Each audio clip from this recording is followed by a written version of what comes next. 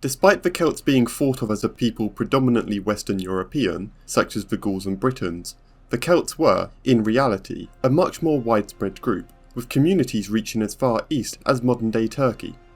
The question must be asked, how did a group we consider to be strictly European in nature come to exist within Anatolia, the Asian parts of Turkey?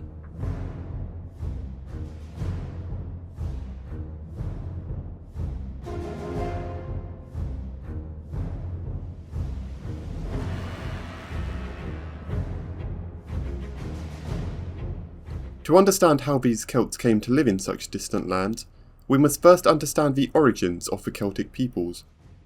These origins are rather uncertain, yet it is primarily believed that the Celts originated and later spread from what was a large region, composing of South Germany, most of Austria and Czechia, and also the Alsace region of France. By the 6th century BCE, they had begun to spread from this region, reaching areas such as the north of Italy, France, and much of Spain, even going so far as to cross the English Channel into Britain by 275 BCE. Another community of Celts instead went eastwards, towards what was then the Kingdom of Macedonia. While Alexander the Great ruled Macedonia and its vast empire, these Celts dared not to invade Greece, limiting their raids to Illyria. These Celts would soon gain an opportunity, however, and with the death of Alexander, his empire was plunged into a civil war. In 281 BCE, with the death of Diadochi LYSIMACHUS, one of the former generals of Alexander who petitioned his territory upon his death, the northern frontier of the Hellenic world was suddenly open. Making use of this power vacuum and new, weak leadership, the Celts exploited the weakened frontier, raiding into Macedonia. In an attempt to halt the Celtic raids, King Ptolemy of Macedon personally led an army against them, dying in his attempt.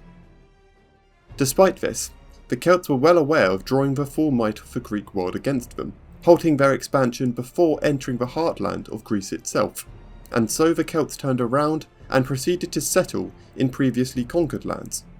Also the Greeks fought. A certain Celtic warlord by the name of Brennus had different ideas. Instead of returning to his homeland, he desired to push deeper into Greece. Using the influence he held, he convinced a great many to continue their campaign into Greece, reminding them of the weakness of the Greeks after the death of Alexander and the vast bounties of the Greek homeland. All told, he amassed a warband of roughly 170,000. The Greeks understandably were horrified upon learning of this incredibly large force, especially given the death of Ptolemy of Macedon. Every Greek, and every polis, understood that this was a dire situation, threatening the very continuation of Greek civilization. It was decided that the Greeks must unite to stop them.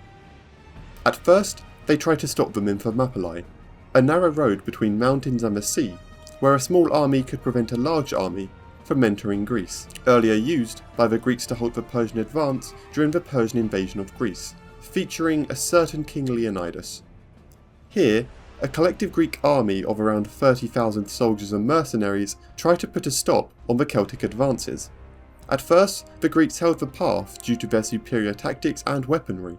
The Celts cleverly decided that their best way forward was to divide the Greek forces, sending 41,000 soldiers to raid the Greek region of Anatolia. In doing so, the Aetolian contingent of the United Greek Army packed up and left to defend their homeland, severely weakening the defence of Thermopylae. Despite this success, the Aetolians slaughtered the raiding Celts, leaving less than half to return to the main warband. After intimidating the locals, the Celtic leader Brennus learned of a secret mounting pass that would allow him to encircle the Greek defenders entirely. He and 40,000 Celts passed through, quickly destroying the small force of Phaeacians that defended the pass. The Greeks learned of the trick from the fleeing Phaeacians, being retreated by the Athenian navy before the Celts could complete their encirclement and planned slaughter. Without a minute's delay, Brennus marched straight for Delphi, not even waiting for the rest of the army to catch up with him.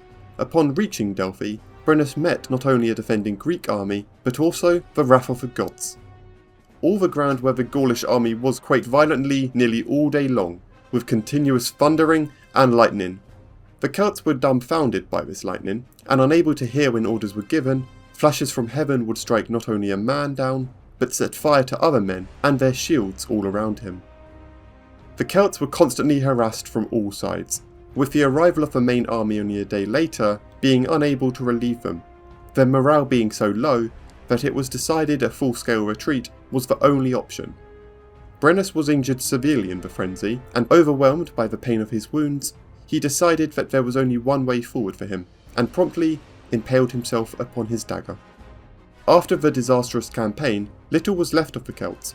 Those who had managed to escape the slaughter at Delphi split, one settling in Thracia and founding the city of Tylis, and the other relocating to the Dardanelles, being unable to advance further due to the city of Byzantium blocking the path, refusing to allow the Celts to move across the Bosphorus despite constant raids.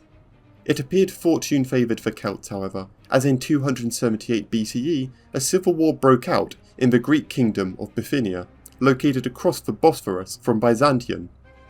During the course of the war, NIKOMEDES I, who was impressed by the martial ability of the Celts, hired 20,000 as mercenaries in order to defeat his throne's claimant, his brother. In only 2 years, the Celts had helped NIKOMEDES to secure his throne, and as a reward, the king was willing to gift them vast lands on the eastern frontier of his kingdom, containing what is today Ankara. In doing so, the king also created a strong, loyal, allied buffer state between his frontiers and the strong empires and kingdoms of antiquity Anatolia and the Middle East. However, in 275 BCE, possibly encouraged by NIKOMEDES, the Celts decided to attack the Seleucid Empire. Like the Greeks, the Seleucids were victorious in their defence, with King Antiochus I Soter defeating the Celts at the Battle of the Elephants, forcing the barbarians to sue for peace, and offer themselves as mercenaries for his own kingdom. Following this, they returned to settle in what was left of the lands that they had occupied, located in the north of the region of Phrygia. The land in which they lived became known as Galatia, based on the Greek word for Gaul. The Celts further subdivided this land into 3 provinces, one for each of the tribes that composed these people, the Tectosagi, the Progmi, and the Tolostoboges, who respectively founded the cities of Ankara, Tabia, and Pessinus, with all 3 still being inhabited today, 2 as small villages, and the other the capital of Turkey. At first, the Celts remained culturally distinct, retaining their Celtic religion and festivals.